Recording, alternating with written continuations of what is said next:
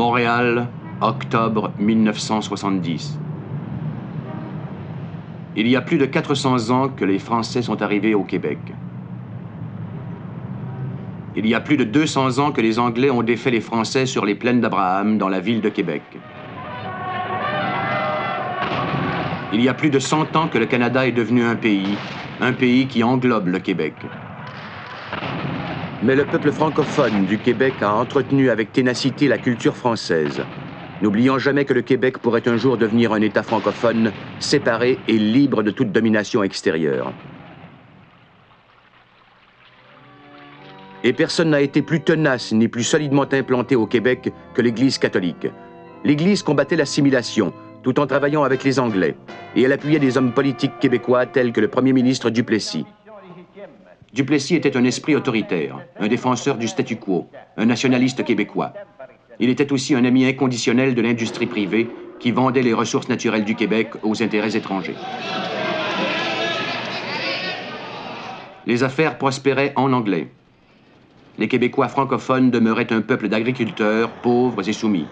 Mais au cours des années 40 et 50, les travailleurs exploités du Québec commencèrent à réclamer le droit fondamental de faire la grève. Ils reçurent l'appui de certains intellectuels comme Pierre Elliott Trudeau, qu'on voit ici portant le short, et d'organisateurs syndicaux tels que Michel Chartrand.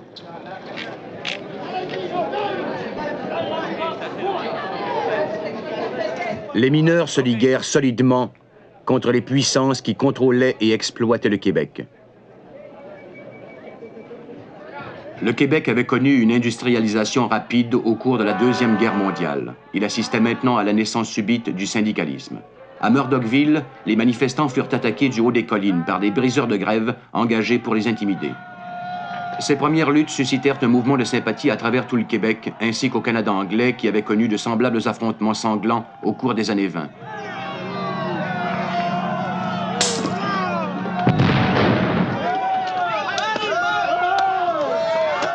C'était le commencement d'un véritable bouleversement social. Les Québécois sentirent que le changement était à portée de leurs mains. La mort de Duplessis en 1959 ébranla les pouvoirs établis et ouvrit la voie à la Révolution tranquille.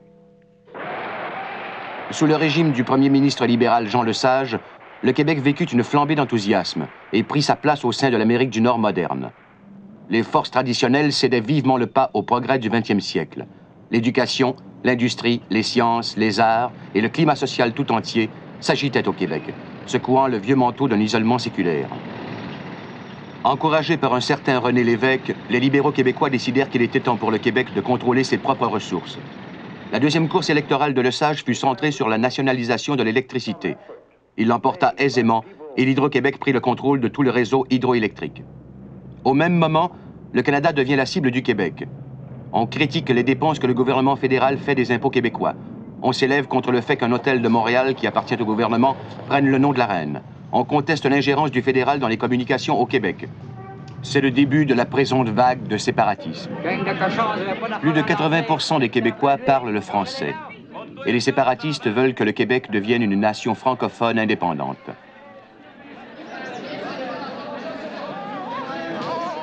Ils croient que même sous un vernis français, ce sont les Anglais qui possèdent l'argent, le pouvoir et la puissance. La gendarmerie royale est la police du gouvernement fédéral. Elle apparaît aux Québécois comme une autre preuve que le Québec est contrôlé de l'extérieur.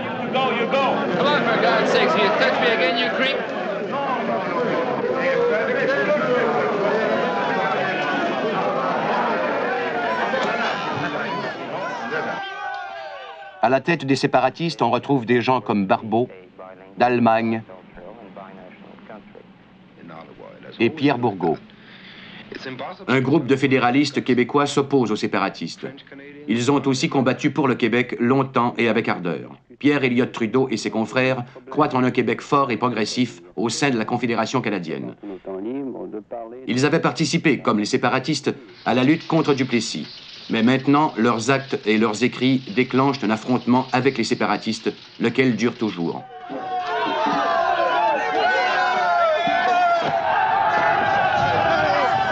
Le président Gordon des chemins de fer du Canadien national avait déclaré que trop peu de Canadiens français avaient assez de compétences pour devenir des cadres supérieurs.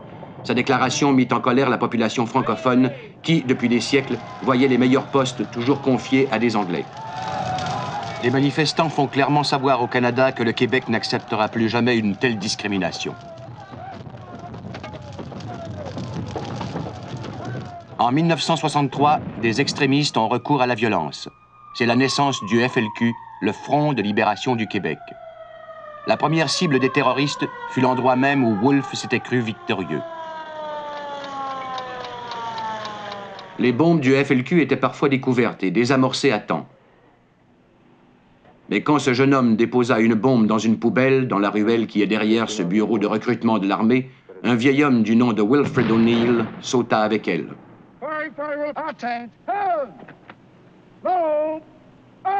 On lui fit des funérailles militaires, mais aucun homme politique ne s'y présenta.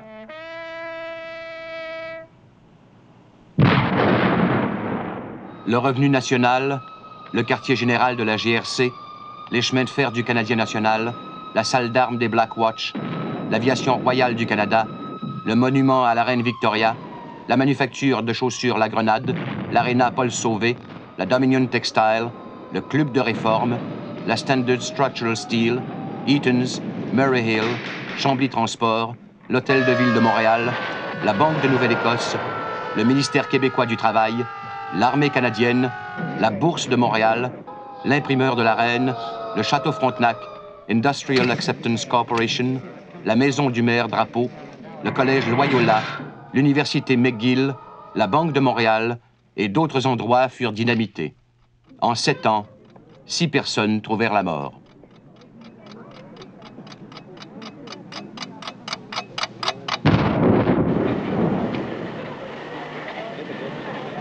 Mais Walter Leja survécut à l'explosion de cette bombe qu'il tentait de désamorcer dans une boîte postale à Westmount. En 1964, la reine visita le Canada. Elle fut bien accueillie par les Canadiens anglais comme faisant partie de leur héritage culturel. Mais, aux yeux de beaucoup de Canadiens français, elle était le symbole de la domination britannique. Lors d'un rassemblement du Parti séparatiste aérien, le nouveau président élu, Pierre Bourgault, dénonça sa présence au Québec.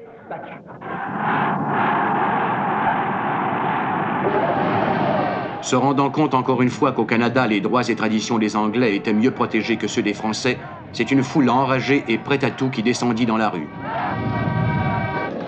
Mais c'est seulement le lendemain matin que la manifestation s'envenima. Les séparatistes affrontèrent les policiers, en ce jour qu'on appelle depuis le samedi de la matraque.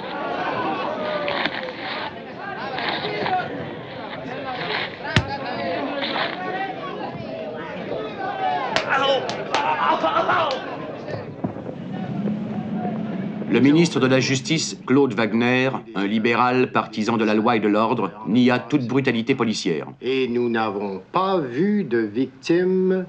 L'année suivante, en 1965, la commission d'enquête sur le bilinguisme et le biculturalisme déclara que le Canada traversait la crise la plus grave de son histoire sans même le savoir. Je suis tout à fait convaincu que le séparatisme va disparaître. Si on ne le comprend pas à temps, je ne peux pas dire ce qui va se produire. Mais le premier ministre Pearson savait depuis longtemps que le séparatisme était le signe d'une crise profonde. Et c'est dans le but de protéger l'unité canadienne qu'il persuada 3 des plus importants leaders québécois de joindre les rangs du Parti libéral fédéral. Disons, il me paraît important que tous ceux qui peuvent le faire au Canada français puissent travailler à la solution de ce problème et aussi assurer une présence, une nouvelle présence, si vous voulez, à Ottawa. Le Parti libéral, d'abord, s'est rendu acceptable en réformant ses structures, en commençant de se démocratiser.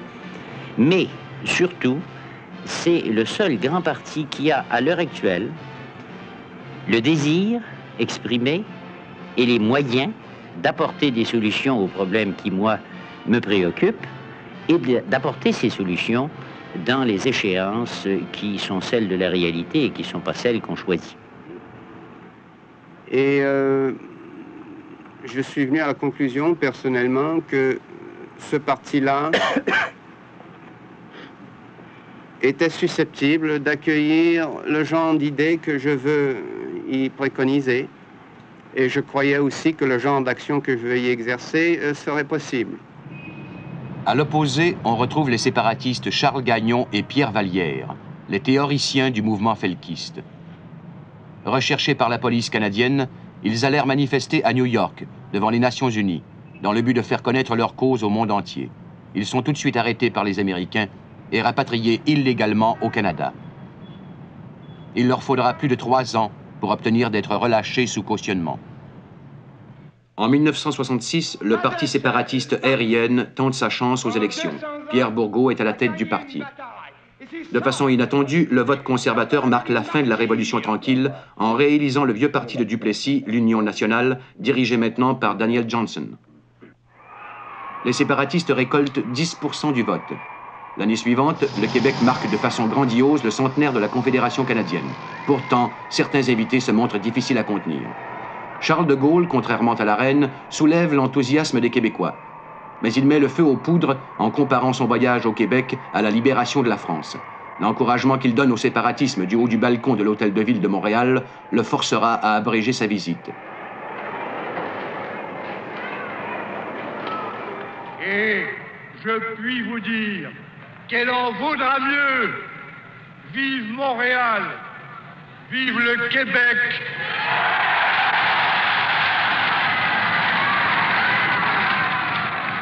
Vive le Québec libre.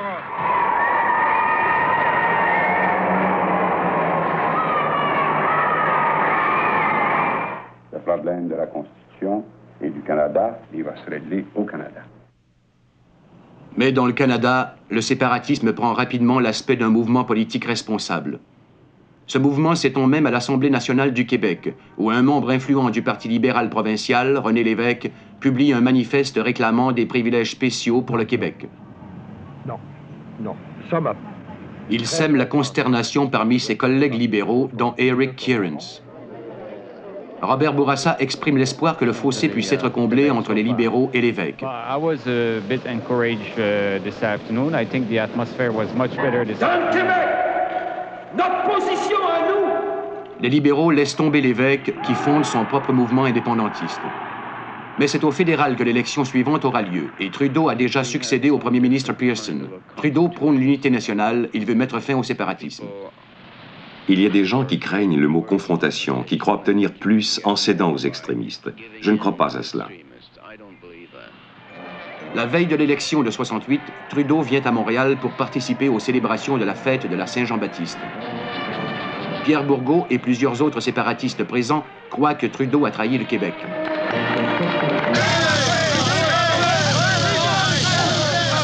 Bientôt, des bouteilles lancées vers Trudeau atteignent les spectateurs dans la foule.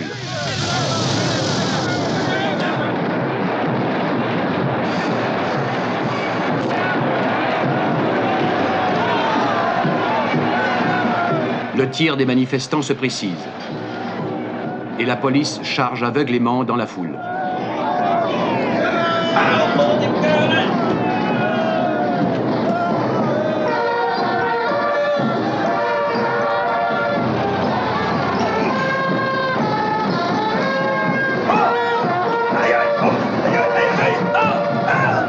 Grâce à la télévision, des millions d'électeurs voient l'irritation de Trudeau qui refuse de se laisser chasser par les séparatistes. La bataille fait rage à ses pieds entre policiers et manifestants, tandis que le défilé continue comme si de rien n'était.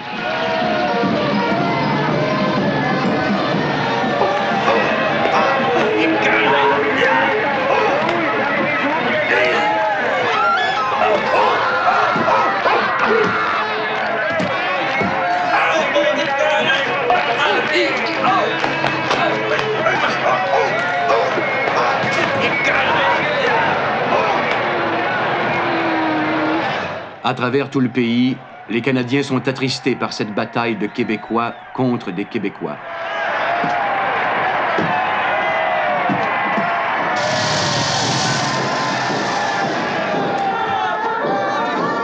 Et le lendemain, avec l'appui conjugué des Français et des Anglais, Trudeau remporte facilement l'élection à la faveur de la vague de la Trudeaumanie.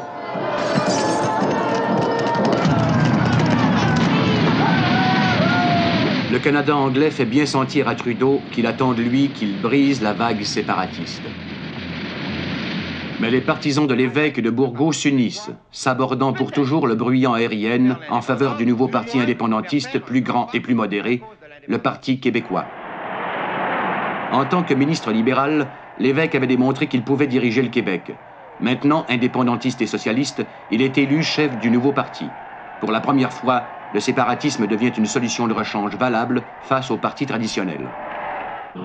De plus en plus, sur le front syndical, indépendantisme et lutte syndicale sont associés. Les chauffeurs de taxi montréalais font la grève pour protester contre leur maigre salaire et l'insécurité d'emploi, ainsi que contre la Murray Hill anglophone qui monopolise le commerce lucratif du taxi aux hôtels et à l'aéroport. Certains chauffeurs entravent la circulation et sont arrêtés par la police. Mais bientôt, les policiers eux-mêmes sont en grève. Durant le jour, les rues de Montréal restent calmes, alors que les policiers se rassemblent à l'aréna Paul-Sauvé. À l'instar des autres travailleurs québécois, les policiers réclament la parité de salaire avec leurs confrères anglais de l'Ontario. Le maire Drapeau et Lucien Saunier, son trésorier, font figure d'exploiteurs.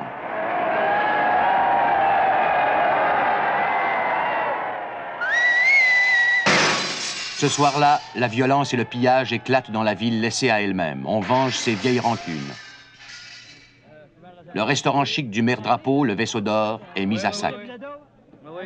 Les Montréalais craintifs s'abritent derrière leurs portes closes pour échapper au choc entre travailleurs et capitalistes.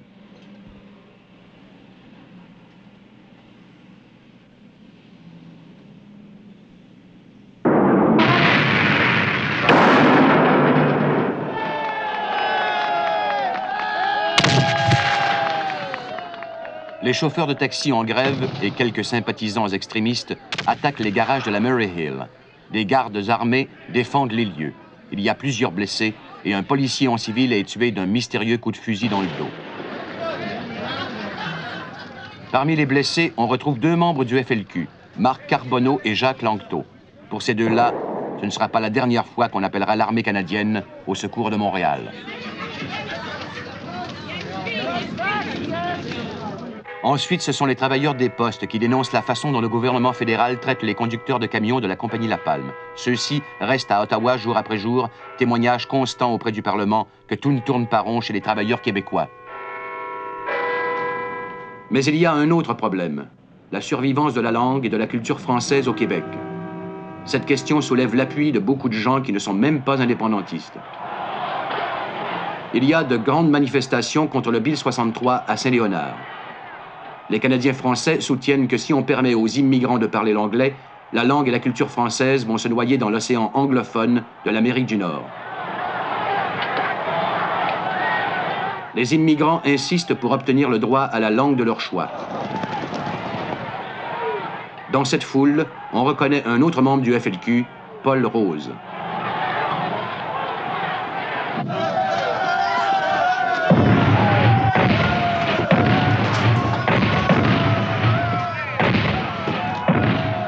Robert Shaw, un administrateur de l'université McGill, fait ensuite face au mouvement McGill français, qui réunit aussi plusieurs anglophones.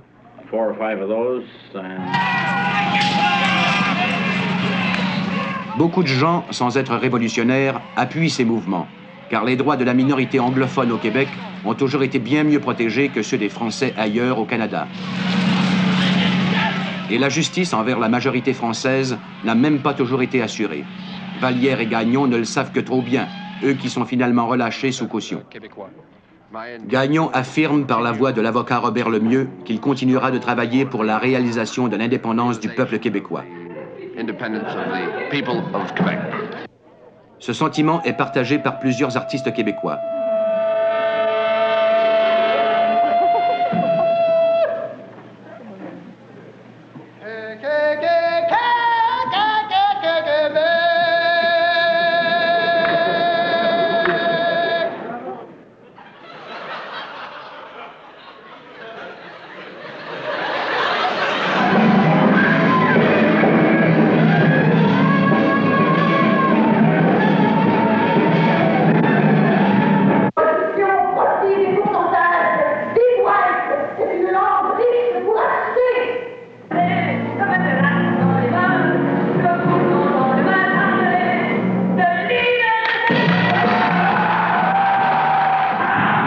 1970, une élection provinciale capitale se dessine. Jean-Guy Cardinal sème la division au sein du parti de droite, l'Union nationale, maintenant dirigé par un Jean-Jacques Bertrand incertain.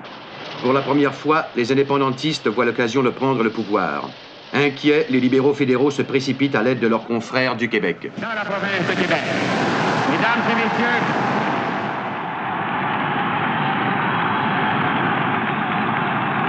Pierre Laporte et les deux autres candidats au leadership libéral croient que le Québec devrait demeurer au sein de la Confédération canadienne. Le plus expérimenté des trois hommes, Pierre Laporte, soutient que l'indépendance mènerait au désastre économique. Laporte fait bonne figure. L'ancien ministre de la Justice, Claude Wagner, partisan du Law and Order, réussit mieux encore. Mais le jeune technocrate, Robert Bourassa, rafle tout l'enjeu.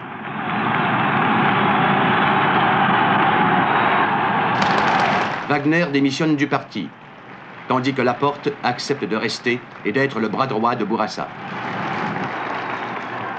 Les créditistes du fédéral font leur début sur la scène provinciale.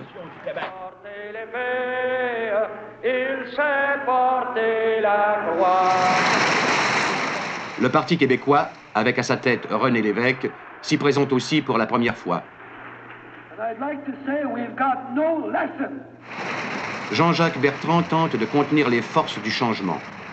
Mais ses partisans lui échappent, aussi bien vers la gauche du Parti québécois que vers l'extrême droite des créditistes. Et l'Union nationale croule sous les assauts bien organisés des libéraux, dont le slogan « Québec au travail » leur gagne le pouvoir facilement. Malgré un certain succès, le Parti québécois réussit beaucoup moins bien que ne le craignait le Canada anglais. Les 24% du vote qu'il obtient ne lui accordent que 6% des sièges. Lévesque, lui, perd son comté. Mais 7 autres deviennent les premiers membres de l'Assemblée nationale, élus sous l'étiquette indépendantiste.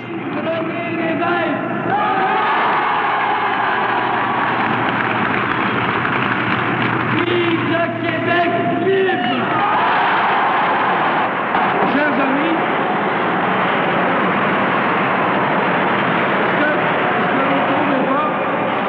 que c'est une défaite qui a l'air d'une victoire, en fait. Plusieurs Québécois crurent que le Parti québécois avait été trahi par le système et que la démocratie ne fonctionnait plus comme il faut au Québec. En juin, on dynamita le ministère de la Défense. On s'attendait à d'autres représailles terroristes du FLQ, mais il ne se produisit rien avant le lundi 5 octobre. L'attaché commercial du Haut-Commissariat de la Grande-Bretagne à Montréal, James Richard Cross, aurait été enlevé il y a quelques instants de sa demeure par 4 hommes armés qu'on croit être des terroristes du FLQ. Il semble que les hommes se soient présentés à la résidence en voiture taxi, prétendant vouloir offrir un cadeau à M. Cross. Ce cadeau était en fait une mitraillette et les hommes sont entrés de force dans la maison. M. Cross a été contraint de monter dans la voiture qui est partie aussitôt. On effectue en ce moment des recherches policières intensives en vue de retrouver la victime de cet enlèvement et ses ravisseurs. Nous avons reçu de ceux qui ont enlevé M. Cross, l'attaché commercial du gouvernement du Royaume-Uni, un communiqué mettant les autorités en demeure de se conformer dans les 48 heures aux exigences suivantes.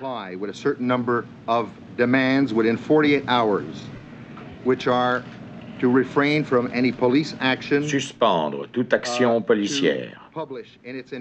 Publier intégralement un manifeste du FLQ. Libérer un certain nombre de prétendus prisonniers politiques et mettre ces prisonniers politiques dans un avion en direction de Cuba ou de l'Algérie. Ces exigences sont évidemment tout à fait déraisonnables, et ceux qui les ont posées ne pouvaient s'attendre à ce qu'on les accepte. Il serait superflu de dire qu'elles ne seront pas satisfaites. Le gouvernement et la cellule Libération du FLQ se disputent les heures d'antenne à la radio et à la télévision, dans un débat tragique sur la vie de James Richard Cross. Le nombre des communiqués provenant des ravisseurs provoque un afflux de messages télévisés de la part des autorités.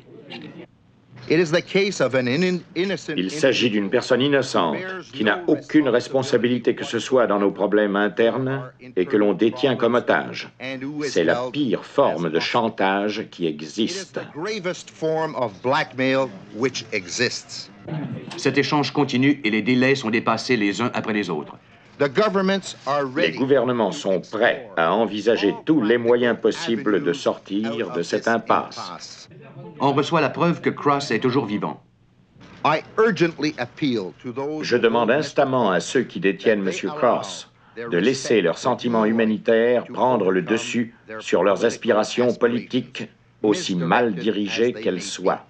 Ils devraient comprendre que cette manière de défendre leur cause ne peut que provoquer sa défaite éventuelle. Le FLQ désigne l'avocat Robert Lemieux comme responsable des négociations en son nom. Je prétends que le gouvernement fédéral déclare qu'il veut négocier, mais que ce n'est pas ce qu'il veut faire. Il veut seulement gagner du temps pour provoquer une confrontation armée avec le FLQ. Et il espère les forcer à se rendre, et si ce n'est pas le cas, nous verrons d'ici minuit quelle sera la position de M. Sharp. Le FLQ abandonne certaines exigences. À son tour, le gouvernement accepte de rendre public le manifeste du FLQ. Ce manifeste expose les idées du FLQ. Il est la seule explication aux événements survenus. À l'étonnement des autorités, le manifeste suscite beaucoup de sympathie parmi la population québécoise, qui est d'accord avec beaucoup de ses attaques et de ses frustrations. À cause de cela, il est la clé de toute explication de la crise. Front de libération du Québec. Manifeste. Le Front de libération du Québec n'est pas le Messie, ni un Robin des Bois des temps modernes. C'est un regroupement de travailleurs québécois qui sont décidés à tout mettre en œuvre pour que le peuple du Québec prenne définitivement en main son destin. Le Front de libération du Québec veut l'indépendance totale des Québécois, réunis dans une société libre et purgés à jamais de sa clique de requins voraces, les big boss patronneux et leurs valets, qui ont fait du Québec leur chasse gardée du cheap labor et de l'exploitation sans scrupules. Le Front de libération du Québec n'est pas un mouvement d'agression, mais la réponse à une agression, celle organisée par la haute finance, par l'entremise des marionnettes des gouvernements fédéral et provincial, le show de la Brinks, le Bill 63, la carte électorale, la taxe dite de progrès social, Power Corporation, l'assurance médecin, les gars de la Palme. Le Front de libération du Québec s'autofinance d'impôts volontaires prélevés à même les entreprises d'exploitation des ouvriers, banques, compagnies de finances, etc. Citation. René Lévesque, 29 avril 1970. Les puissances d'argent du statu quo, la plupart des tuteurs traditionnels de notre peuple, ont obtenu la réaction qu'ils espéraient, le recul plutôt qu'un changement pour lequel nous avons travaillé comme jamais, pour lequel on va continuer à travailler. Fin de la citation. Nous avons cru un moment qu'il valait la peine de canaliser nos énergies, nos impatiences, comme le dit si bien René Lévesque, dans le Parti québécois. Mais la victoire libérale montre bien que ce qu'on appelle démocratie au Québec n'est en fait depuis toujours que la démocratie des riches. La victoire du Parti libéral en ce sens n'est en fait que la victoire des faiseurs d'élections, Simard-Cotroni. En conséquence, le parlementarisme britannique s'est bien fini et le Front de libération du Québec ne se laissera jamais distraire par les miettes électorales que les capitalistes anglo-saxons lancent dans la basse-cour québécoise à tous les 4 ans. Nombre de Québécois ont compris et ils vont agir. Bourassa, dans l'année qui vient, va prendre de la maturité. 100 000 travailleurs révolutionnaires organisés et armés. Oui, il y en a des raisons à la victoire libérale. Nous vivons dans une société d'esclaves terrorisés par les grands patrons Steinberg, Clark, Bronfman, Smith, Nipple, Timmons, Geoffrion, J.L. Lévesque, Hirshhorn, Thompson, Nesbitt, Desmarais, Kearns. À côté de ça, Rémi Popol, la Garcette, Drapeau le Dog, Bourassa le Serin des Cimards, Trudeau la Tapette, c'est des pinottes.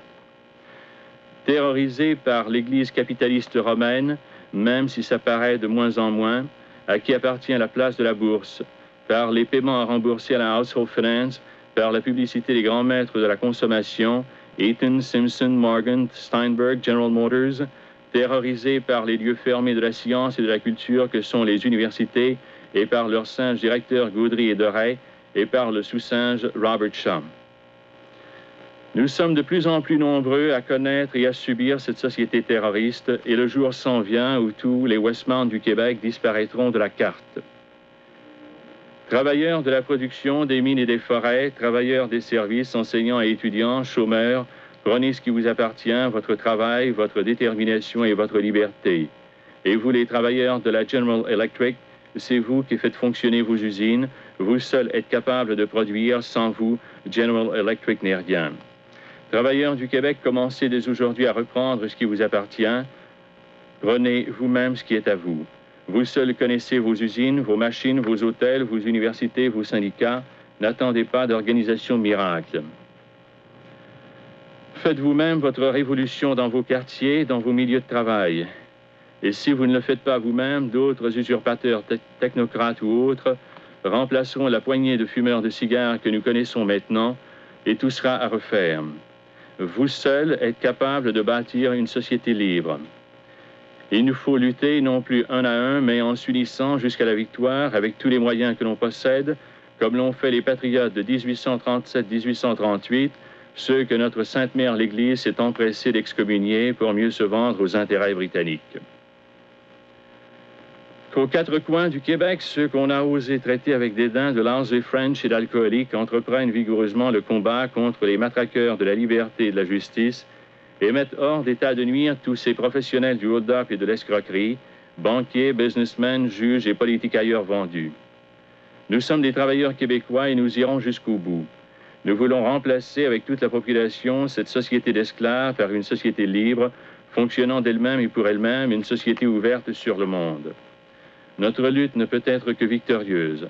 On ne tient pas longtemps dans la misère et le mépris un peuple en réveil. Vive le Québec libre, vive les camarades prisonniers politiques, vive la Révolution québécoise, vive le Front de libération du Québec. Pour des raisons humanitaires, qui apparaissent évidentes par suite des développements des derniers jours, et afin de sauver si possible la vie de l'attaché commercial de Grande-Bretagne, M. James Richard Cross, nous avons fait lecture intégrale du manifeste du Front de libération du Québec. Mais Cross reste entre les mains d'un FLQ insaisissable. Le samedi 10 octobre, le ministre de la Justice du Québec, Jérôme Choquette, affirme que la diffusion du manifeste du FLQ était l'une des toutes dernières concessions du gouvernement. Aucune société ne peut accepter que les décisions de ses institutions gouvernementales et judiciaires soient remises en question ou écartées par le moyen du chantage exercé par un groupe, car cela signifie la fin de tout ordre social. À titre de concession ultime pour sauver la vie de M. Cross, le gouvernement fédéral nous informe qu'il est disposé à vous offrir le sauf-conduit vers un pays étranger. Une nouvelle cellule va répliquer à ce message. Quelques minutes plus tard, alors qu'il jouait au ballon ici même devant sa résidence, Pierre Laporte, ministre du Travail et de l'Immigration, est enlevé par le FLQ. Pour la mère de M. Laporte, pour son épouse et sa famille, peu importe le nombre de parents, d'amis, de sympathisants ou de policiers, il reste qu'on n'arrive pas à retrouver les ravisseurs de M. Laporte.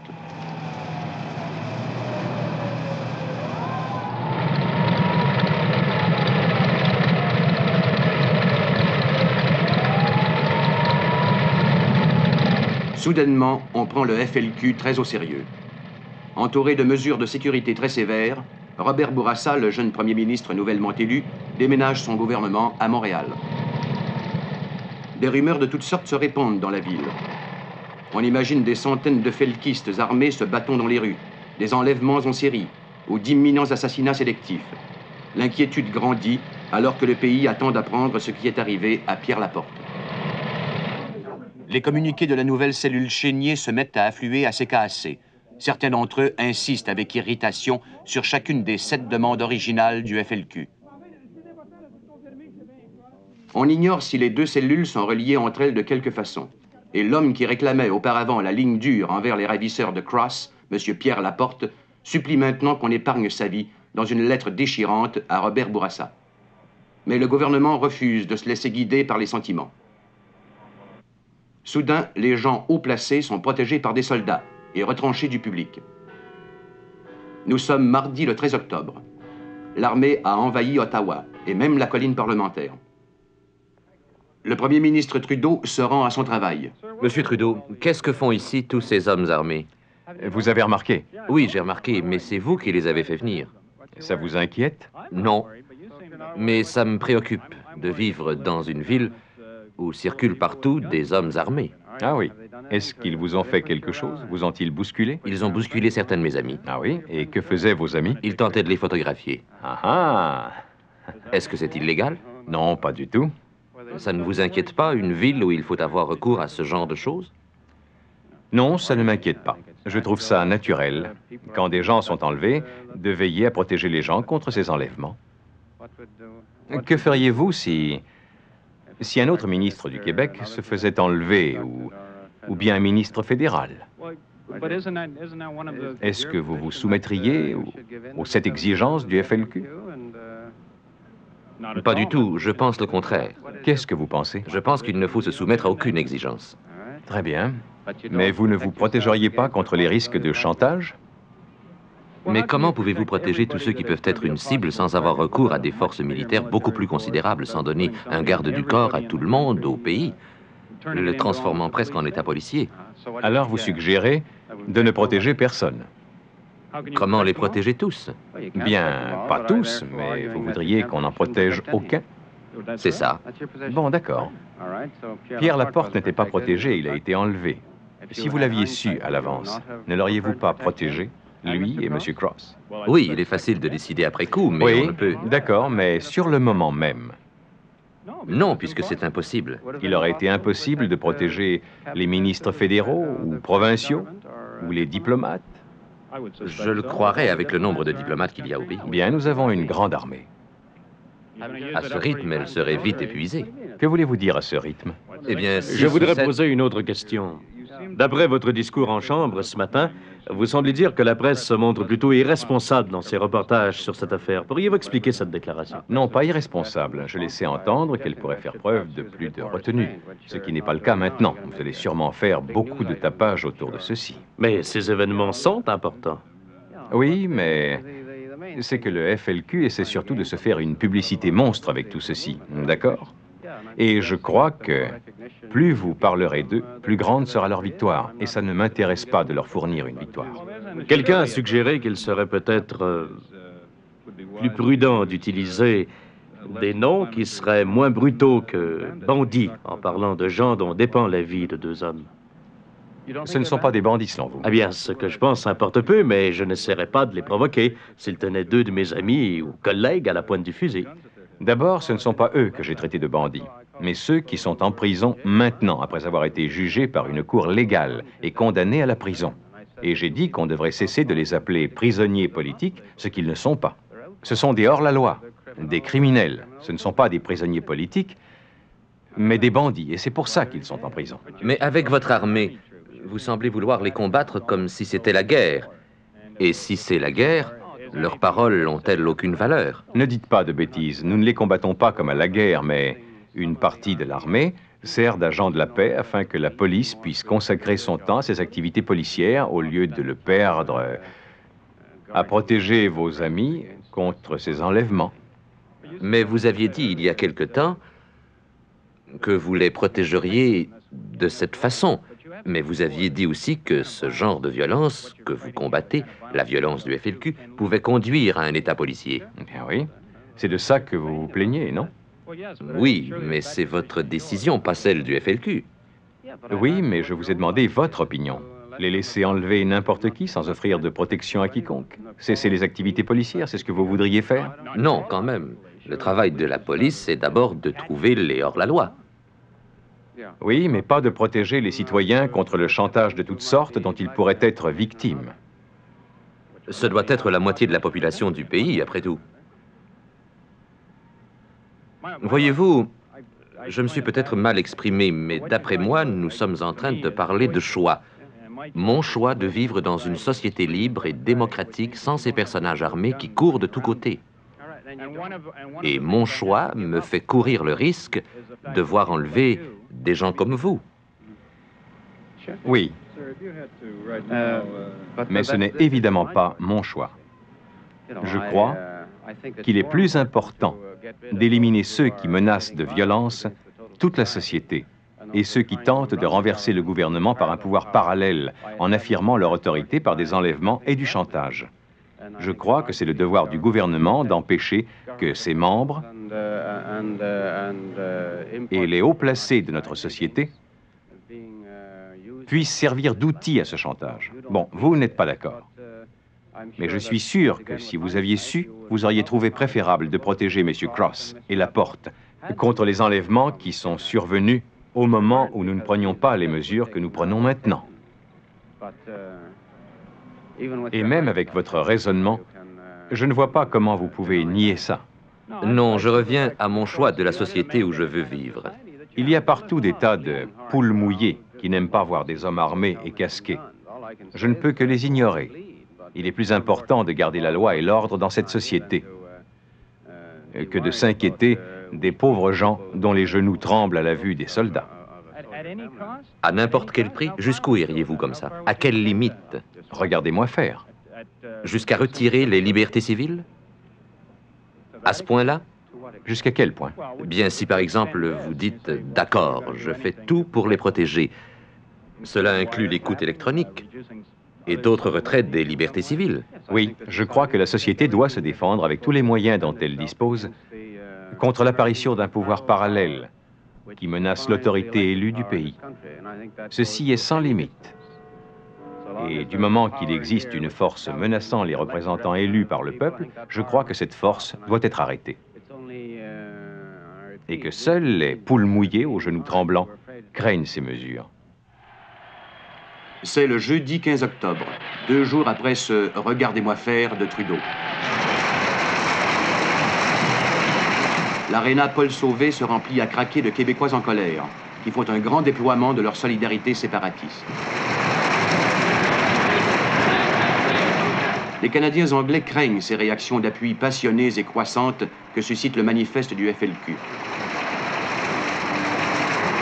Les gars du front nous ont peut-être un petit peu fait comprendre ça au cours de ces dernières années, et particulièrement au cours de ces dernières années. On va s'organiser intelligemment, on va choisir nos terrains et nous vaincrons!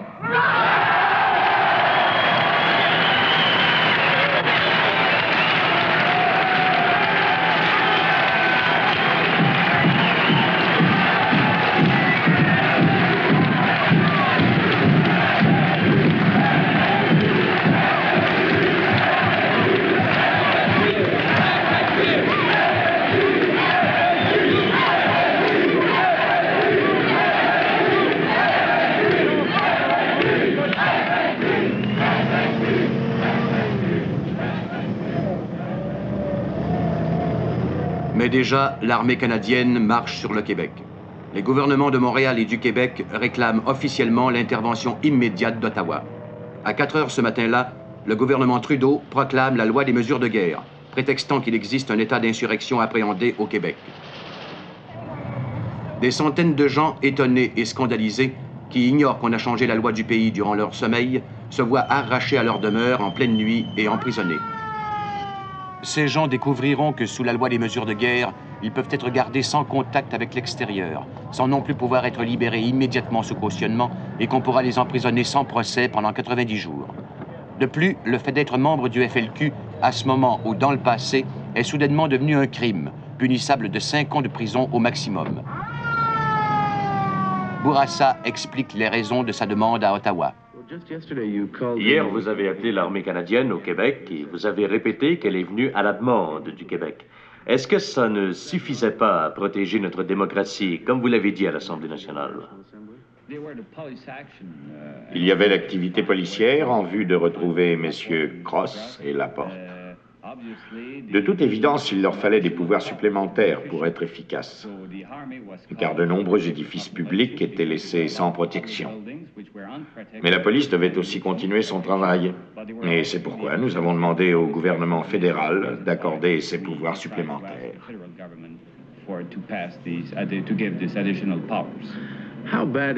La situation est-elle grave?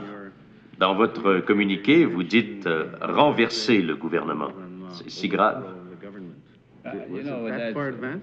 On connaissait bien l'existence d'un plan, mais c'était un petit groupe de gens. Combien? Bien quelques centaines peut-être, mais assez fort pour causer bien des ennuis. D'abord des réunions ou manifestations, puis des dynamitages et maintenant des enlèvements. Alors il faut les arrêter, sinon ça ne finira plus. Il ne s'agit pas de restreindre les libertés civiles, mais de sauvegarder la démocratie. La population entière, ou presque, du Québec et du Canada est en faveur de la démocratie, et il faut défendre cette volonté. Vous énumérez 3 étapes, mais votre ministre des Finances, plus tôt aujourd'hui, en donnait 4. Manifestations, dynamitage, enlèvement et assassinat sélectif. Croyez-vous que les terroristes aient été prêts à aller si loin? Nous n'avons pas de preuves à cet effet, mais il est clair que nous ne pouvons prendre aucun risque. Les 3 premières étapes franchies, pourquoi risquer qu'ils tuent des gens? Nous avions le devoir de les arrêter. C'était clairement notre responsabilité et nous assumons cette responsabilité. Hier encore, vous avez parlé de menaces à la démocratie. Vous ne croyez pas que bien des gens de ce pays vont sentir que le gouvernement a lui-même porté atteinte à la démocratie en retirant les droits civils à un tel point? Il ne s'agit pas de retirer les droits civils en permanence. C'est un retrait limité et partiel en vue de protéger le système, le régime. C'est précisément ce que nous faisons. La tolérance a ses limites quand elle met sérieusement en danger notre système démocratique.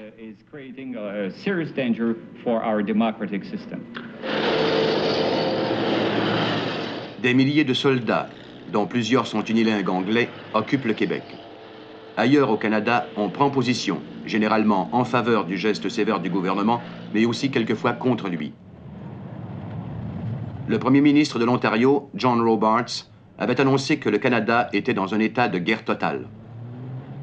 Bien sûr, les Canadiens n'avaient pas l'habitude de voir leurs rues patrouillées par l'armée. Mais cette intervention de l'armée en temps de paix, la plus importante de toute l'histoire du Canada, fit ressurgir à nouveau dans les esprits québécois, surpris et atterrés, cette question. Que ferait Ottawa si jamais le Québec votait l'indépendance? La présence de l'armée permit aux policiers de poursuivre leurs recherches désespérées en vue de retrouver messieurs Cross et Laporte. Aucun mandat de perquisition n'est plus nécessaire. À travers tout le Québec, on envahit et on fouille des maisons, emportant sans trop de discernement tout objet pouvant servir de preuve ou d'indice. Privés d'informations, les partis d'opposition tentent de réagir du mieux qu'ils peuvent. Monsieur Douglas, vous avez décrit cette journée comme le Black Friday, le vendredi noir. Bien, je pense que c'est un vendredi assez noir que celui où un gouvernement invoque en temps de paix, et ce pour la première fois, la loi des mesures de guerre disant qu'il y a un état d'insurrection appréhendé et privant bien des personnes de leurs droits et libertés. Cela signifie qu'actuellement, la police peut, en tout temps, arrêter toute personne qui, à son avis, fait partie d'une organisation subversive et illégale. Ils peuvent les emprisonner sans procès pour 90 jours, sans leur laisser aucune chance de prouver leur innocence. Après ces 90 jours, ils auront le droit de voir un juge de la Cour supérieure qui fixera la date de leur procès. D'accord, Monsieur Douglas. Que conseillez-vous au gouvernement de faire? Je ne conteste pas qu'ils doivent obtenir des pouvoirs spéciaux, mais qu'au moins ce soit le Parlement qui les accorde et non le gouvernement qui se les procure sous prétexte d'une insurrection appréhendée. Alors, à votre avis, le gouvernement n'a pas justifié cet état d'insurrection appréhendé? Ils prétendent que cet état existe. Mais ces actes de sabotage du FLQ durent depuis 6 ou 7 ans, et si le gouvernement avait besoin de plus de pouvoir, il aurait pu demander des amendements au code criminel au cours des 3 ans où M. Trudeau a été ministre de la Justice, ou depuis 2 ans qu'il est Premier ministre. Nous aurions accordé au gouvernement ces pouvoirs supplémentaires s'il en avait démontré la nécessité dans une situation justifiant ces pouvoirs. Mais ils n'ont pas consulté le Parlement à ce sujet. Ils ont institué ces pouvoirs, et aucun premier ministre du cabinet canadien n'a jamais eu de pouvoir aussi vaste en temps de paix que ce cabinet-ci en a. Monsieur Diefenbaker, ex-premier ministre, le gouvernement vous a-t-il prouvé la nécessité de ces mesures? Ayant entendu le Premier ministre, je suis convaincu que le gouvernement ne fait simplement pas face à la réalité. Il connaît ces bandits depuis plus d'1 an, il les laisse agir, comme à Radio-Canada. Et ce Chartrand qui rôde partout, on ne l'a trouvé qu'à 4 heures ce matin. Chartrand has been around, he wasn't found until 4 o'clock this morning. Strange thing. Il est étrange que ces prêcheurs de révolution à la face du gouvernement soient soudain ramassés alors qu'on aurait pu le faire il y a 1 an, sous des accusations de sédition et les condamner à cause de leurs déclarations. Voulez-vous dire que vous êtes satisfait de leur arrestation aujourd'hui? Bien, j'ai su qu'ils avaient été arrêtés et des gens qui disent... Êtes-vous d'accord ou non avec cela? Absolument. Ils auraient dû le faire il y a 1 an. Ils auraient évité cette situation révolutionnaire qui a conduit à l'enlèvement de 2 innocents. Mais c'est un gouvernement qui refusait d'agir. J'ai discuté maintes et maintes fois en tant que Premier ministre et ministre des Affaires régionales du problème de ces Américains qui viennent au Canada presser la révolution sanglante. Et on me répondait toujours, c'est leur liberté d'expression, tant qu'ils s'expriment à des groupes choisis, que ce n'est pas trop public. Eh bien, ils ont trouvé une belle occasion de rendre tout ça public grâce à la télévision du pays. Ils ont semé leur doctrine de révolution et nous récoltons maintenant les fruits de l'arbre du présent gouvernement et du précédent, dont l'attitude insouciante ouvrait grande la voie au crime.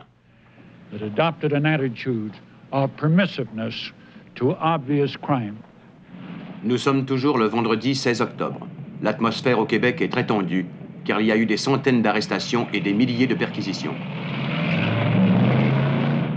La police militaire collabore aux recherches des policiers. Le Canada attend qu'on lui explique cette proclamation, pour la première fois en temps de paix, de la loi des mesures de guerre, et qu'on lui dise pourquoi on a suspendu la Déclaration canadienne des droits de l'homme. Dans la soirée, les Canadiens à travers tout le pays sont à leur poste de télévision, alors que le Premier ministre Trudeau va expliquer les actes de son gouvernement. Je veux maintenant vous parler des implications plus profondes de la menace que représente le FLQ et d'autres organisations semblables. Pour survivre, toute société doit pouvoir se débarrasser du cancer que représente un mouvement révolutionnaire armé, voué à la destruction des fondements de notre liberté. Pour cette raison, après avoir examiné la situation, et compte tenu des requêtes du gouvernement du Québec et de la ville de Montréal, le gouvernement du Canada a décidé de proclamer la loi sur les mesures de guerre. Ceci a été fait à 4 heures ce matin afin de permettre aux autorités de prendre immédiatement les dispositions nécessaires pour tenir en échec tous ceux qui préconisent la violence ou l'exercent à des fins politiques. Le FLQ détient comme otage dans la région de Montréal 2 hommes, un diplomate britannique et un ministre du gouvernement québécois. On menace de les assassiner. Si les gouvernements cédaient à ce chantage grossier, la loi de la jungle finirait alors par supplanter nos institutions politiques qui se désagrégeraient graduellement. Si on décide de prévenir une telle éventualité, c'est que le gouvernement n'entend pas seulement défendre un principe important. Il veut protéger, des périls auxquels j'ai fait allusion, la vie de tous les citoyens. Les lois sont faites pour sauvegarder la liberté et la sécurité de chacun. Encore faut-il, pour être efficace, que ces lois soient respectées. Le droit criminel, dans son état actuel, est insuffisant face à l'action du terrorisme systématique. Par conséquent, il a été accordé à la police certains pouvoirs extraordinaires qui lui permettront de faire un travail de détection plus efficace et d'éliminer le FLQ ou tout autre groupe préconisant l'usage de la violence à des fins politiques. Ces groupes, ou l'appartenance à de tels groupes, ont été déclarés illégaux. Ces pouvoirs comprennent le droit de procéder sans mandat à des perquisitions ou à des arrestations, de détenir des suspects sans avoir à porter immédiatement contre eux des accusations précises et de recourir à la détention sans cautionnement. Ce sont là de très amples pouvoirs qui ne me sourient pas plus qu'à vous, j'en suis sûr. Je voudrais dire que, comme les autres Canadiens, je trouve répugnants les actes de ces terroristes. Dans une société comme la nôtre, le terrorisme est un cancer laid et inutile que nous devons à tout prix éliminer sans pour autant changer la nature même de notre société libre que nous tentons en fait de protéger. La défense de la liberté ne doit pas détruire celle-ci, et la protection de la démocratie devrait autant que possible respecter les principes démocratiques fondamentaux. Je veux être clair, le gouvernement doit agir et avoir les pouvoirs nécessaires pour négocier avec ce petit groupe d'hommes sans scrupules. Les informations que nous possédons montrent une conspiration et des actes criminels au Québec, mais aucun signe d'insurrection imminente ou appréhendée qui seul aurait dû justifier les mesures de guerre.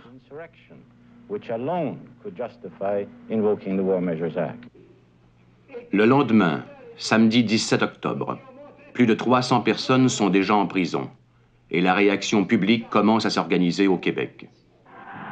Le Comité pour la défense des libertés civiles brave la loi des mesures de guerre en se réunissant à l'Université de Montréal. Il condamne les gestes du gouvernement. Et à la grandeur du Québec, les étudiants rassemblés protestent et organisent des manifestations. L'Université du Québec ferme ses portes, imitée bientôt par la plupart des autres universités de la province. Tandis que certains Canadiens français se cachent de la police, le gouvernement suggère à quelques personnalités anglophones de quitter le Québec pour leur propre sécurité. Mais la majorité des gens s'enferment prudemment chez eux, essayant de suivre le cours des événements à la radio et à la télévision. C'est l'après-midi du samedi 17 octobre. Le gouvernement a convenu avec les ravisseurs de les reconduire à Cuba dans le cas où ils se rendraient. Un avion se tient aux abords de la piste à Dorval. Mais c'est trop tard. Dans la soirée même, des rumeurs de mort se mettent à circuler sur les ondes. Mesdames, Messieurs, on a confirmé il y a quelques minutes la découverte des cadavres de messieurs Laporte et Cross. La salle des dépêches de Télémédia travaille à ajouter des renseignements. C'est ce que nous ferons dans quelques minutes. Est-ce qu'on parle de Cross? J'en parle là-dessus. Pas confirmé. OK. OK, d'accord.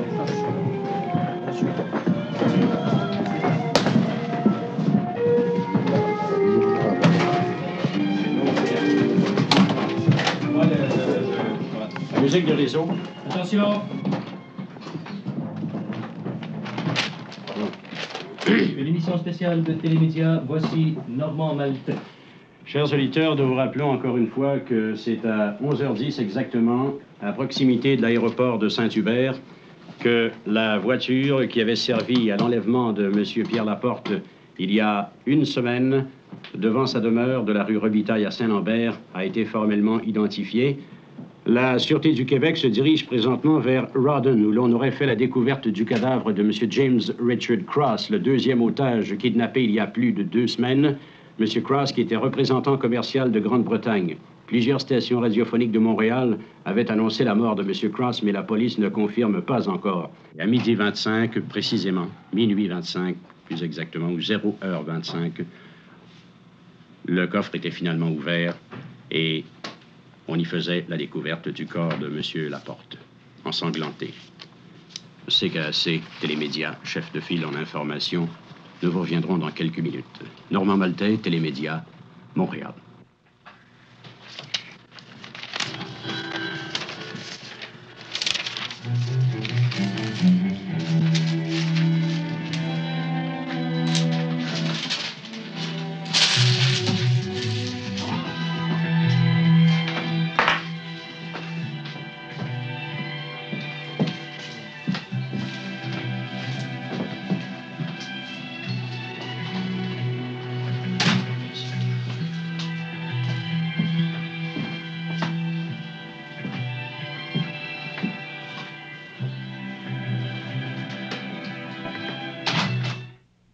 Le corps de M. Laporte se trouve dans cette voiture.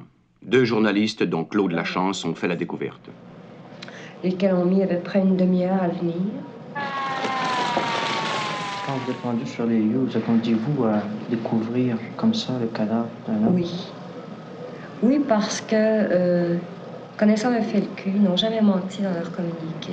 Trouvant la voiture avec le numéro de licence tel qu'ils nous l'ont indiqué, il était à peu près à 90% sûr qu'il y avait quelque chose dans... Et c'était sûrement le corps de Laporte. Nous, on n'attendait pas de la dynamite.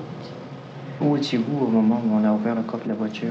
J'étais à peu près à 100 pieds de la voiture, 75 pieds de la voiture, parce que les policiers ne nous permettaient pas de s'approcher, d'autant plus qu'il aurait pu y avoir de la dynamite dans le coffre. On ne savait pas ce qu'il y avait dedans. Tout ce que les policiers nous ont dit, c'est qu'il y avait quelque chose de très lourd dans le coffre de la voiture. Et ils ont ouvert le coffre et le policier qui a ouvert le coffre de l'escouade antiterroriste avec le char anti-bombe. Ils ont ouvert le coffre, ils ont dit effectivement il y a un homme dans le coffre, on a essayé de s'approcher, les policiers ne laissaient pas nous approcher, mais tout ce qu'on voyait dans le coffre c'était des vêtements blancs avec du sang dessus. Et puis peu de temps après, il y a l'escouade d'identité, le PQ, je ne sais pas trop qui est arrivé, puis on a enlevé les vêtements et on a reconnu le corps de Pierre Laporte. Alors je l'ai vu parce que quand on l'a sorti de la voiture, assez longtemps après, j'ai vu un peu le corps de Laporte très très rapidement. Il avait un gilet, un petit tricot sur le dos, relevé jusqu'ici. Il avait des serviettes autour des poignets sur lesquelles il y avait du sang. J'ai pas pu voir sa tête. Et on m'a dit qu'il avait les joues très enflées et qu'il avait du sang sur les narines ici, sur le nez, dans la bouche. Mais est-ce que c'était indiqué dans le communiqué? C'était indiqué, oui, c'était indiqué dans le communiqué. Le communiqué disait, je peux presque vous le dire textuellement, face à l'arrogance du gouvernement fédéral et face à l'arrogance de son valet Bourassa, le FLQ a décidé de passer aux actes. Monsieur Pierre Laporte, ministre du chômage et de l'assimilation, a été assassiné ce soir à 6h18 par la cellule Dieppe et entre parenthèses 22e régiment. Vous trouverez le corps dans le coffre de la voiture vert Chevrolet avec le numéro de licence qui était 9J2420. Front de libération du Québec, nous vaincrons. Et puis il y avait une indication de l'endroit où était la voiture, une espèce de petit croquis des lieux.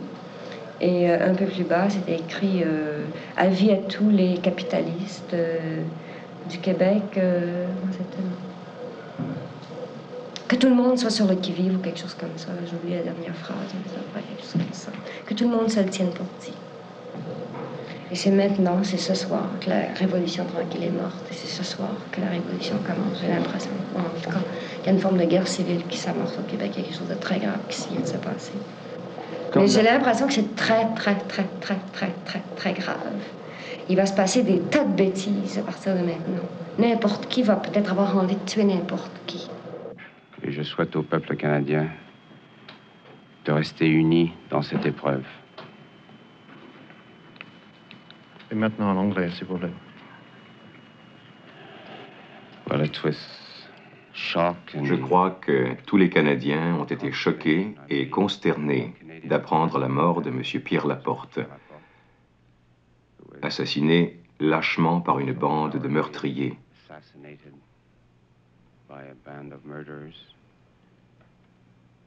Et en tant que Canadien, je ne peux m'empêcher de ressentir un profond sentiment de honte devant cet acte insensé, conçu et exécuté de sang-froid.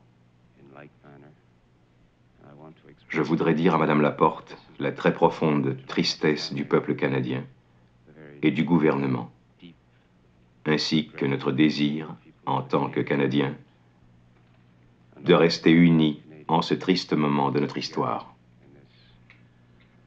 Very sorry moment of our history. What could you tell us, Mr. Ramos, about the kind of people you're dealing with? I can't tell you. Je ne peux rien vous dire de plus.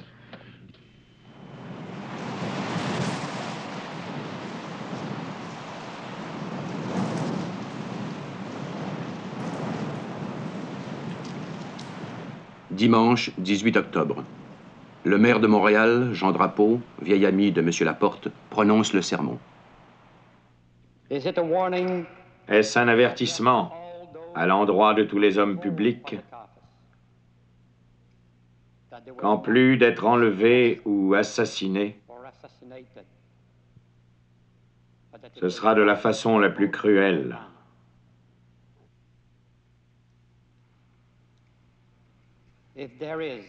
S'il y a une leçon à tirer de cela,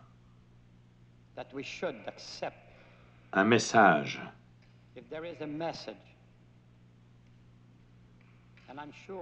et ce dut être la dernière pensée de Pierre Laporte,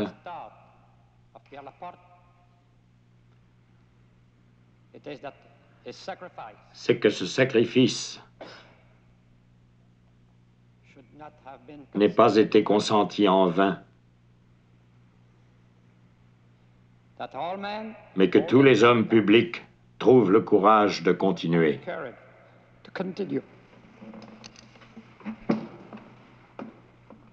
Les responsables de ce crime seront trouvés.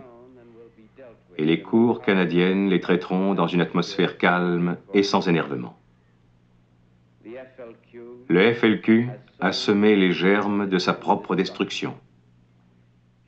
Il a démontré que sa seule mission est la terreur, sa seule méthode la violence, et son seul aboutissement le meurtre.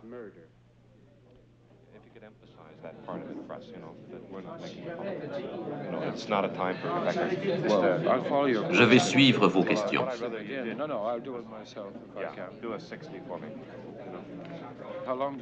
Quelle longueur vous voulez? Je veux un 60 secondes. Merde. Non, franchement, je ne peux pas. Combien? Je ne sais pas, mais 60 secondes, trouvez-les ailleurs. Ce n'est pas du temps d'antenne que je veux. Je m'en fous totalement. Je ne vais pas déformer les choses. Bon, nous allons procéder à votre manière. Bon Dieu, ce n'est pas un roman savon ni une publicité de savon. Si c'est ce que vous voulez, cherchez ailleurs. Je sais, ce n'est pas ce que nous voulons. Mais avec vos 60 secondes, un homme est mort. Merde.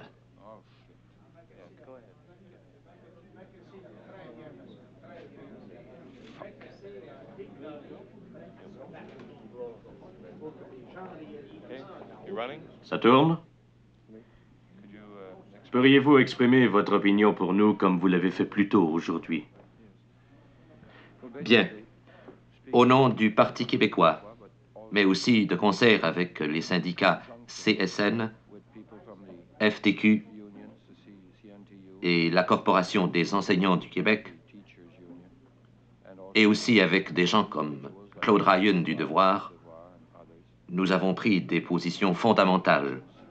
Et tout d'abord, comme tous le savent, nous trouvons tout à fait intolérable cette exécution barbare de M. Laporte par des gens qui n'ont rien d'humain, qui ne représentent pas le Québec. Nous avons, comme toute société civilisée, notre part de terroristes, actifs ou non, mais ils ne représentent pas le Québec. S'ils étaient représentatifs de quoi que ce soit au Québec, je partirais d'ici vite et pour ne plus revenir. Par contre, il reste que les gouvernements de Québec et d'Ottawa ont adopté la ligne dure de la raison d'État, décidant de ne pas négocier.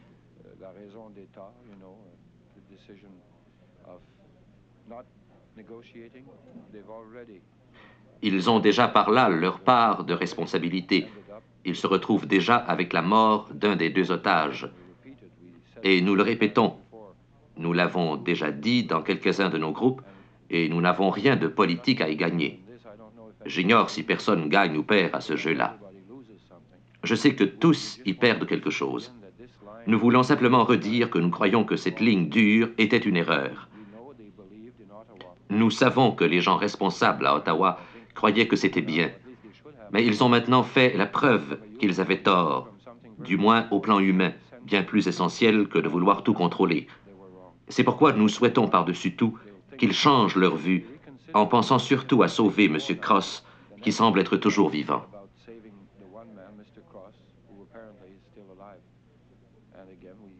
Et nous demandons de nouveau, mais sans illusion cette fois, que s'il leur reste le moindre honneur, les ravisseurs laissent tomber leur plan.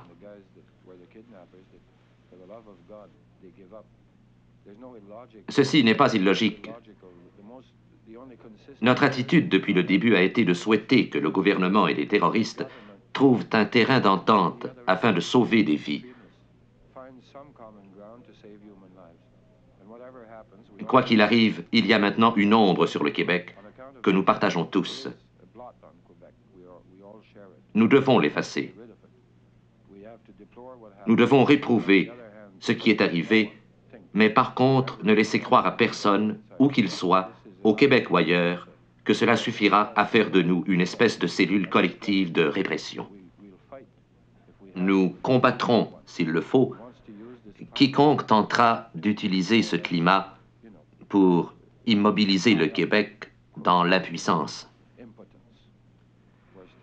Nous continuerons de nous développer et nous espérons que cette leçon rendra notre société plus consciente de la valeur de la vie humaine et la rendra plus vivable. Mais c'est notre responsabilité et personne ne devrait profiter de la situation pour faire du Québec une prison. On ne connaît pas encore les événements vécus par M. Laporte au cours de la dernière semaine. Maintenant, Laporte est mort. Et le premier ministre Bourassa, étroitement protégé, vient, comme les autres dirigeants et un nombreux public, rendre un dernier hommage à l'homme politique le plus important du Québec après lui.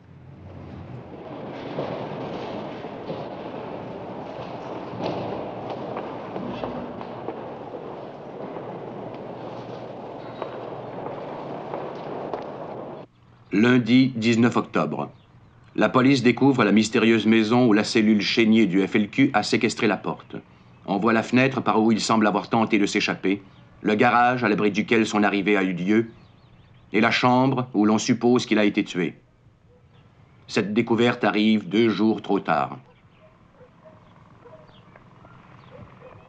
Les funérailles de Laporte ont lieu le mardi 20 octobre. Des centaines de soldats bien armés entourent l'église Notre-Dame. Madame Laporte avait voulu une cérémonie simple, mais on organisa des funérailles nationales.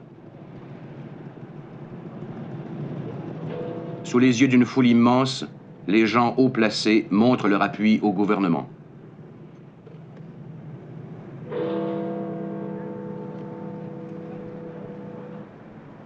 Pierre Laporte avait failli devenir Premier ministre du Québec. Il était le ministre le plus expérimenté du cabinet Bourassa. Il avait été ministre du cabinet Lesage au temps de la Révolution tranquille. Il avait eu une longue carrière en journalisme et en politique. Il est mort à 49 ans.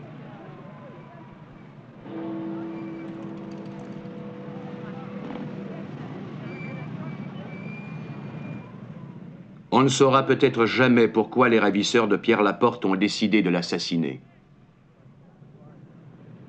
Mais il était clair que les dirigeants du Canada et du Québec n'allaient pas laisser leurs émotions personnelles influencer leur conduite du pays.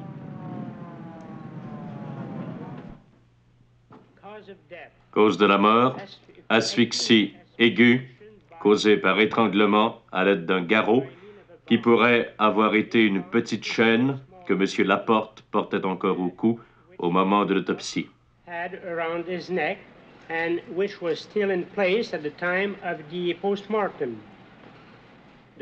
Les marques laissées par la strangulation font le tour du cou, sauf à l'arrière où on a vraisemblablement tordu la chaînette. La cellule Libération du FLQ envoie cette photo afin de prouver que Cross est toujours vivant. Les recherches effrénées se poursuivent et un nouveau mouvement s'amorce pour sauver la vie de Cross. Les 3 grandes centrales syndicales québécoises, d'accord avec les visées sociales du FLQ, s'opposent aux mesures de guerre. Oubliant leurs vieux différends, ils unissent leurs forces. Et les chefs syndicaux, de concert avec les dirigeants du Parti québécois, pressent le gouvernement d'accéder aux demandes du FLQ dans le but d'épargner James Richard Cross. Mais ceux qui détiennent le pouvoir restent sur leur position. alors que Montréal est au seuil d'une élection municipale dont plusieurs croient qu'elle aurait dû être reportée. Dans cette atmosphère confuse, empreinte de peur et de méfiance, l'électorat inquiet se laisserait facilement manœuvrer. 2 candidats de l'opposition sont arrêtés sous la loi des mesures de guerre. Et chacun de son côté, le maire Drapeau et Jean Marchand, prétendent, à tort, avoir trouvé un lien entre le FLQ et le seul parti sérieux s'opposant à Drapeau, le FRAPP. Quand un mouvement invite ce genre d'orateurs, et quand tous les membres de cette assemblée, des milliers selon les journaux, scandent les lettres FLQ, FLQ, je ne pense pas qu'il faille plus de preuves pour établir qu'il y a plus qu'une sympathie morale. Et quand on donne ces pouvoirs aux autorités locales, on ne sait plus quels abus elles en feront. C'est ce qui nous inquiète, et nous en avons des exemples. Le maire de Vancouver trouve que ce sera une bonne occasion de nettoyer la ville des hippies et des déserteurs américains. Le chef de la police d'une ville des prairies a déclaré que ce serait le moment qu'il attendait depuis longtemps pour ramasser des tas de gens. Et comme le soulignait hier soir Ron Haggart du Toronto Telegram, il semble de plus en plus à craindre que ces lois et mesures serviraient au Québec d'abord à balayer le FRAPP qui s'oppose au maire Drapeau et d'un autre côté à se débarrasser des séparatistes qui ennuient évidemment M. Choquette, le ministre de la Justice, et M. Marchand. Non, nous n'avons aucun intérêt dans l'élection de Montréal. Il appartient aux citoyens de Montréal de choisir leur maire et leurs conseillers, et nous ne voulons pas intervenir là-dedans. Mais vos paroles ne sont-elles pas déjà une intervention? Non, je n'ai pas dit que tous les membres du FRAPP sont des membres du FLQ ou rien du genre. J'ai seulement dit que la position du FRAPP offrait une caution morale au FLQ. C'est tout.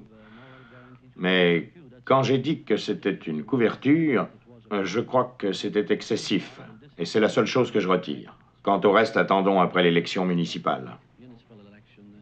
Quelle est l'organisation qui allait bouleverser les élections de Montréal par des bombes et autre chose? Ce sont des choses que nous espérons éclaircir sous peu.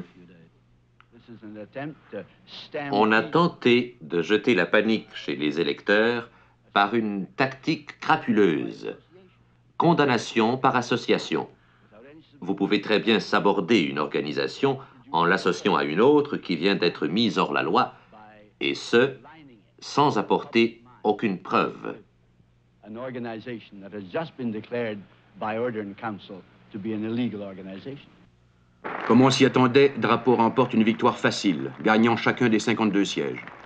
Merci à ceux qui ont permis à la démocratie de ne pas en prendre un coup encore plus dur que ce qu'elle a pris.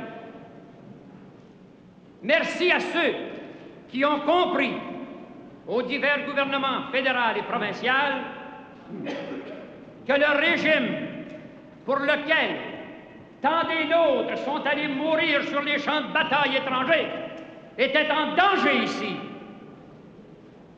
et qu'ils sont venus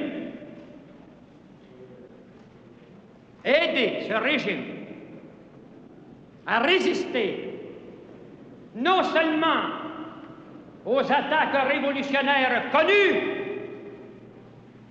mais aux tentatives de préparer le gouvernement provisoire qui allait présider au transfert du pouvoir constitutionnel au pouvoir révolutionnaire.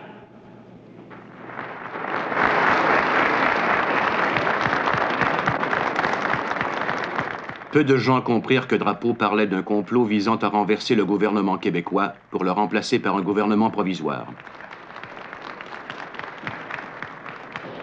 Cette accusation fantaisiste de Drapeau est énergiquement démentie par les personnalités concernées, dont l'éditorialiste Claude Ryan. Bourassa va enterrer toute l'affaire. Je vous donne les raisons de mes actes en vue d'éviter les troubles. Et ma décision n'est pas provoquée par une affaire de gouvernement provisoire. J'ai entendu parler d'une telle possibilité, mais je ne l'ai pas prise très au sérieux. Jusqu'à ce jour, les nombreuses forces de police avaient pu découvrir les noms de la plupart des ravisseurs, dont les descriptions et photos furent distribuées dans tout le Québec. Bernard Lortie fut le premier suspect capturé en rapport avec l'affaire Laporte. Lortie fut trouvé ici, chemin de la Reine-Marie. Mais Paul et Jacques Rose, ainsi que Francis Simard, purent s'échapper grâce à une cachette ménagée derrière le faux mur d'un placard où ils étaient dissimulés pendant la fouille des policiers.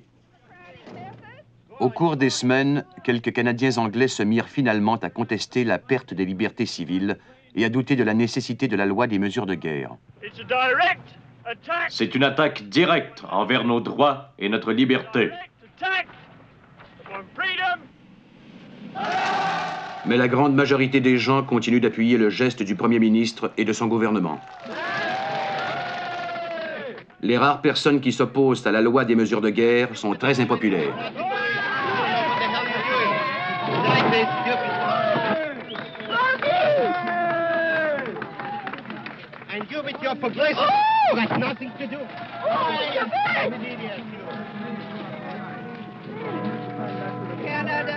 Canada, terre de liberté ou de violence.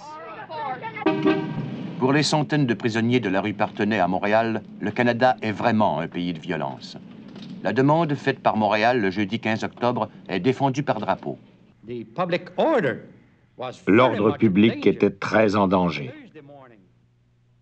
Et ce jeudi matin, nous étions très anxieux. Et sans l'arrivée de l'armée canadienne pour rassurer la population, car nous savons combien la population est unanimement d'accord sur la présence de l'armée canadienne ici, eh bien, la révolution aurait éclaté. À chaque fois qu'on a restreint les droits et libertés d'un pays, on a prétendu que c'était sur une base temporaire et en vue d'une meilleure protection. Je crois personnellement que tant que le gouvernement ne m'aura pas prouvé qu'il fait face à une insurrection, je ne serai naturellement pas porté à accepter qu'on retire au peuple de ce pays ses libertés fondamentales. Le gouvernement n'arrive pas à produire d'autres preuves, que ce soit à l'appui de sa thèse ou contre elle. Au début de décembre, une suite d'indices conduit les policiers à Montréal-Nord.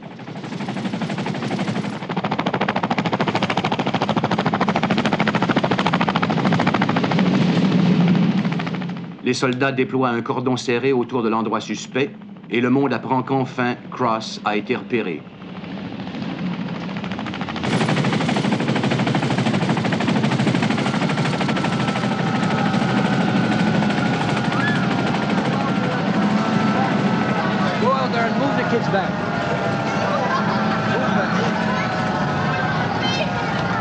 Les membres de la cellule Libération du FLQ entrent en négociation avec les autorités. Ils se prétendent bien armés et munis d'une forte quantité de dynamite. Après plusieurs heures de tension, les autorités acceptent de reconduire les ravisseurs et leurs familles à Cuba, en échange de la vie de l'homme qui a été séquestré dans cette maison, James Richard Cross. En reculant dans la rue, nous avons accroché le côté de la voiture contre le mur. Et nous avons dû avancer de nouveau, puis reculer. Je voyais la lumière du soleil pour la première fois en 60 jours.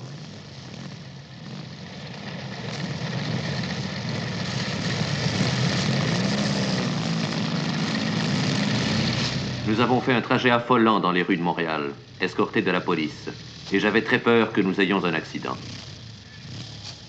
Une des portières ne fermait pas très bien et l'enclos s'y agrippait, et j'étais accroché à lui. Je craignais un accident, car avec la dynamite dans l'auto, nous aurions tous sauté.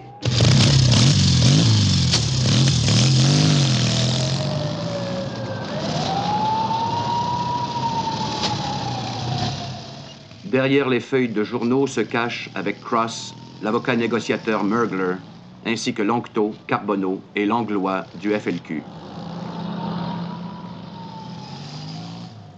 Au pavillon canadien, Cross, exténué mais heureux, discute avec des hommes politiques soulagés. Cet avion était déjà prêt bien avant la mort de Laporte. Les ravisseurs de Cross et quelques membres de leur famille sont emmenés à Cuba, après quoi Cross est libéré. Il semble que Marc Carbonneau, Yves Langlois, Jacques Cossette-Trudel et Jacques Lanctot vivent tous actuellement à Cuba. James Richard Cross, lui, retrouva sa famille en Angleterre. Au dernier jour de l'année 1970, cette maison, située près de Saint-Luc, à 20 milles de Montréal, fut la scène d'un dernier épisode de ce drame. À l'extrémité d'un tunnel, dans la cave, se terraient Paul et Jacques Rose et Francis Simard. Assiégés par la police, ils se rendirent rapidement, ne demandant que la libération sous caution des gens encore détenus sous la loi des mesures de guerre. Bernard Lortie, Francis Simard, Jacques Rose et Paul Rose combattront un système judiciaire qui, prétendent-ils, est imposé, étranger et n'a pas juridiction dans leur pays, le Québec. Pour le Canada, ces arrestations, enlèvements, assassinats et retrait des libertés civiles représentent une triste et lourde atteinte à son innocence.